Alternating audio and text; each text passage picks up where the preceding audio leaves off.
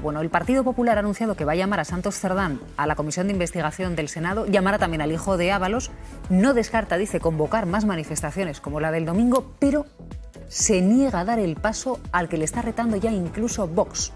Feijóo se sigue negando a presentar una moción de censura. Sabía que se iban a pelear a cuenta de la manifestación del PP. Cada vez que convocan van menos. Menos que al mercadillo navideño de Valladolid, remató Óscar Puente. Que convoquen ellos una manifestación en defensa de Pedro Sánchez. Es sorprendente que el Partido Popular se atreva a convocar esa manifestación precisamente cuando ha sido desmantelada esta misma semana por motivos de corrupción la organización del Partido Popular en Almería. Abascal cree que no es hora ya de manifestaciones conjuntas. Del monstruo de las 3 cabezas que teníamos en Colón, hemos pasado a un monstruo de 2 cabezas, PP y Vox, y veremos si ese monstruo solo queda cabezón. El PP sube mucho los decibelios con Sánchez. Es una mentira con patas. Pero hasta ahí. Lo que tiene que hacer es presentar una moción de censura. Una moción de censura abocada al fracaso para darle oxígeno a Pedro Sánchez. Eso no se sabe hasta que se vota. Pero si busca votos habrá que ser un poco simpático y no soltar. Hay que preguntarle al PNV o a Junts hasta dónde van a llegar las tragaderas. Pues la Fundación FAES de Aznar ha vinculado al PNV con Hitler, nada menos.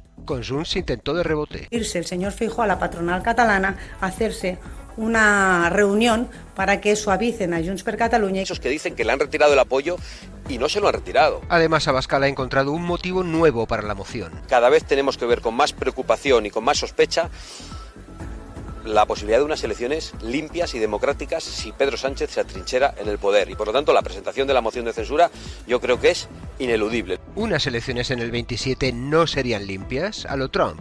El PP a lo suyo llevará hasta el hijo de Ábalos al Senado. El sanchismo empieza a cantar. Y a Cerdán irá a 4 días de las extremeñas, pintiparado. No descartamos citar a Begoña Gómez. Pues eso es que van con todo porque Feijóo había justificado no llamarla con un "no es mi estilo". Cuando el PP dice que sería frustrada la moción de censura, dice que sería un esfuerzo baldío y que no conseguirían su objetivo, la pregunta es, ¿y lo van a lograr así? ¿Sacando manifestaciones cada tanto? Yo creo que tampoco, ¿no?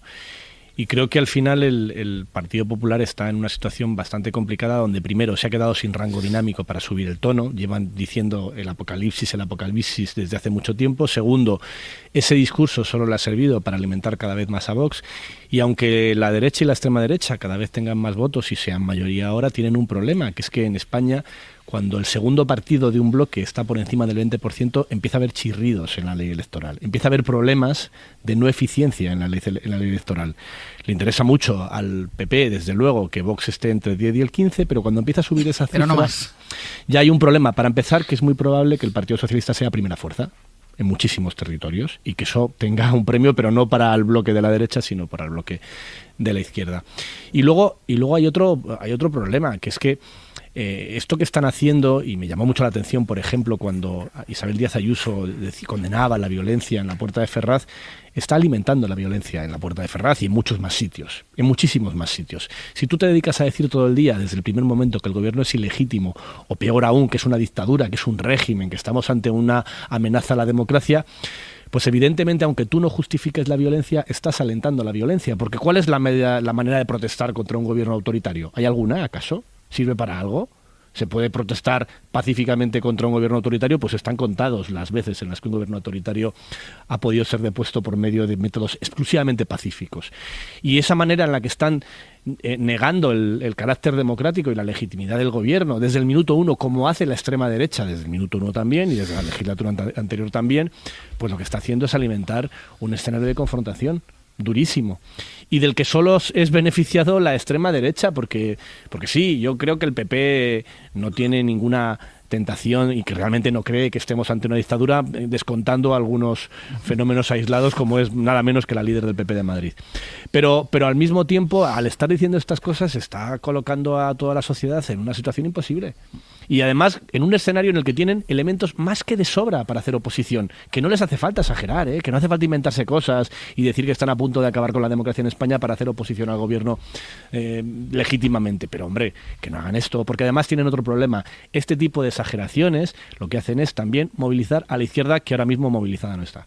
Hay un elemento que para mí es importante señalar, que tiene que ver con la idea de que el Partido Popular nunca ha aceptado estar en la oposición.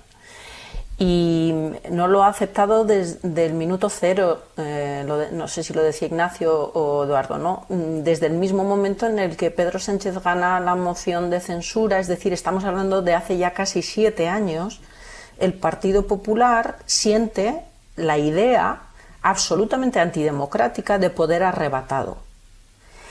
Esto hace que nunca haya interiorizado en estos años, a pesar de que haya cambiado de líder, pero le pasó a Pablo Casado y le pasa a Alberto Núñez Feijóo, nunca han aceptado esa idea de que las urnas y las mayorías parlamentarias, que son quienes configuran el gobierno, les han colocado en el honorable lugar de la oposición.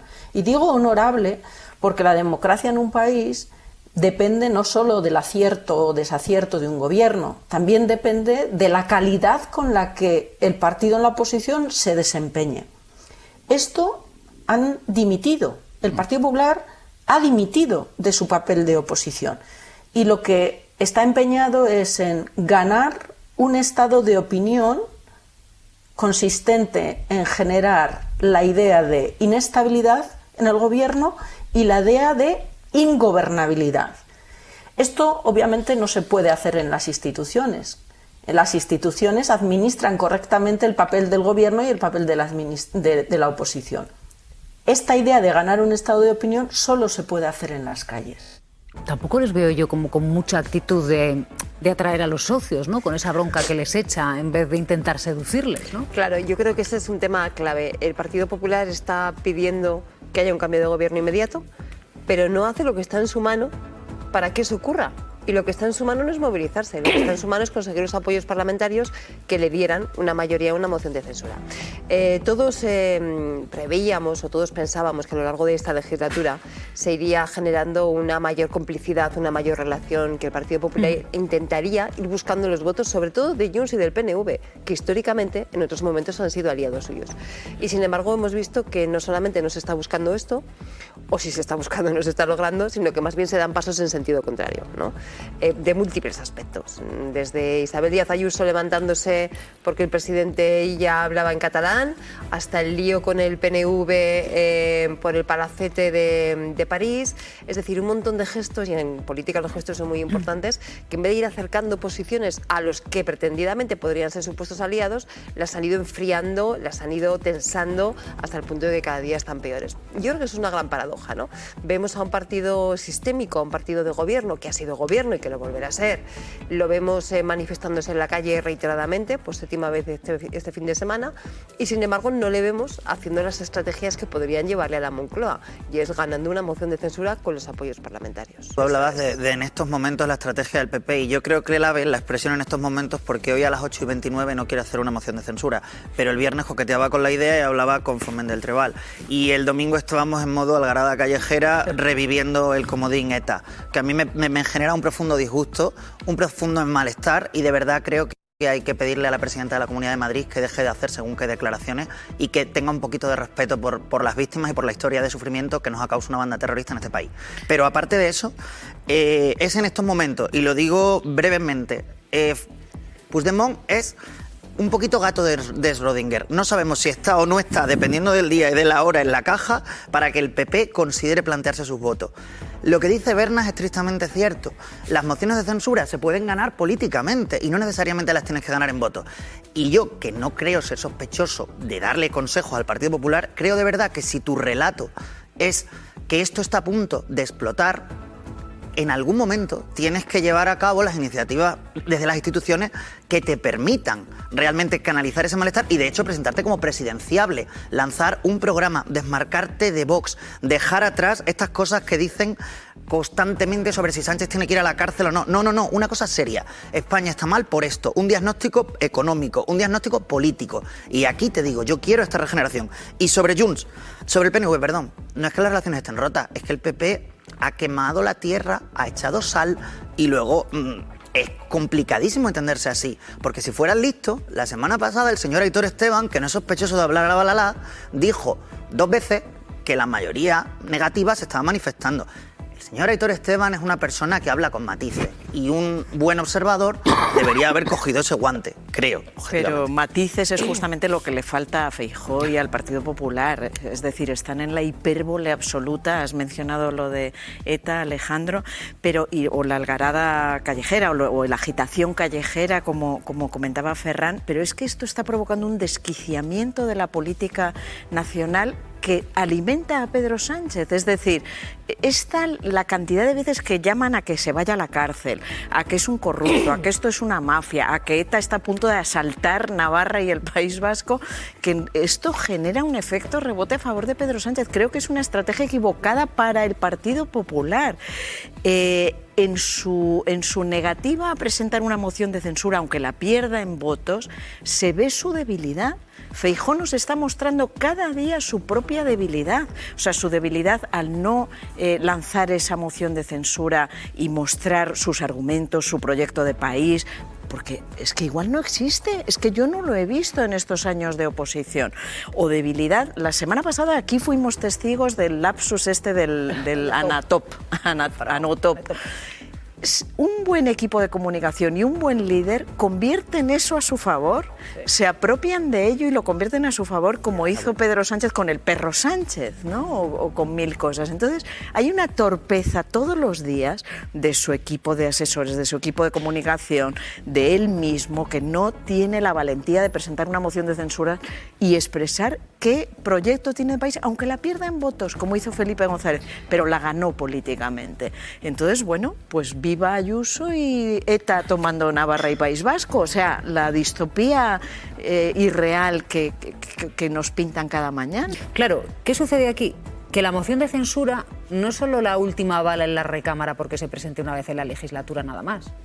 Es que es la última bala en la recámara de Feijóo.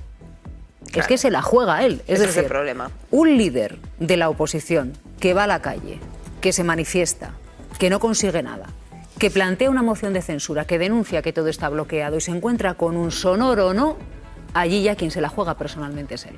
Yo me apunto a esta hipótesis. Claro. No solamente por eso, sino porque, o sea, por todo lo que Silvia decía, que efectivamente es así, sino porque mirad cómo han ido evolucionando las encuestas en los últimos años. El liderazgo de Feijóo está cada vez más débil entre el electorado conservador. Por supuesto, los votantes que no son del Partido Popular, los votantes del ámbito de Vox, pero también entre los votantes del Partido Popular. Si la memoria no me falla, estoy hablando de memoria, en el último CIS creo que eran en torno a un 35-36% los electores del Partido Popular que cuando les preguntaban quién prefiere usted que sea presidente del gobierno, marcaban el nombre de Alberto Núñez Feijóo. El resto marcaban otros nombres o pensaban en otros nombres diferentes, ¿no? O decían que ninguno o que no lo sabían.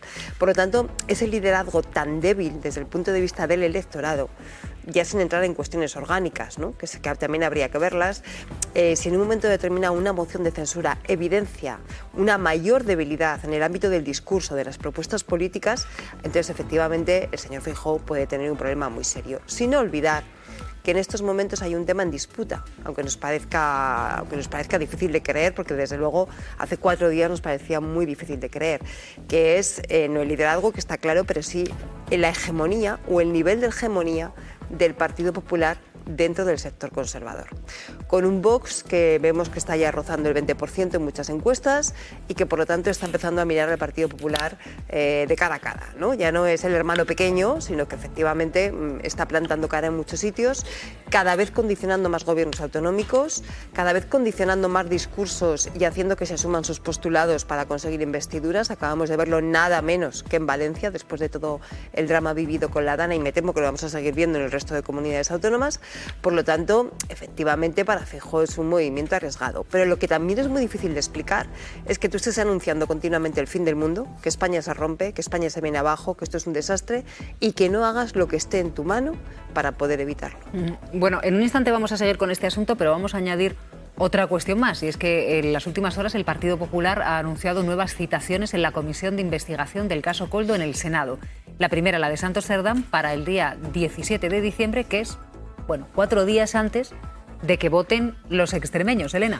Sí, el sanchismo empieza a cantar y el PP subirá el volumen. Esa frase de ayer de Tellado refleja muy bien la estrategia que va a seguir el PP y por eso vuelven a citar en la comisión en el Senado sobre el caso Koldo a Santos Cerdán tras su paso por prisión y después de las últimas revelaciones, como dices, además en plena recta final de la campaña extremeña. Quieren que explique Cerdán ahí en el Senado ese cheque en blanco que habría ofrecido él a Ábalos para comprar su silencio en nombre del presidente del gobierno. Es lo que revelaba el hijo mayor de Ábalos. A él también le van a citar los populares, igual que al ahora secretario de Estado Antonio Hernando, ambos aún sin fecha. Dicen que son 3 piezas clave de la corrupción sanchista y siguen abriendo la puerta a citar también a Begoña Gómez, a la mujer de Sánchez. Y en paralelo, también ofensiva parlamentaria en el Congreso. Allí han pedido la comparecencia urgente de Sánchez y de 3 ministros, Montero, Bolaños y Robles, para explicar su grado de implicación, dicen, con el caso Koldo.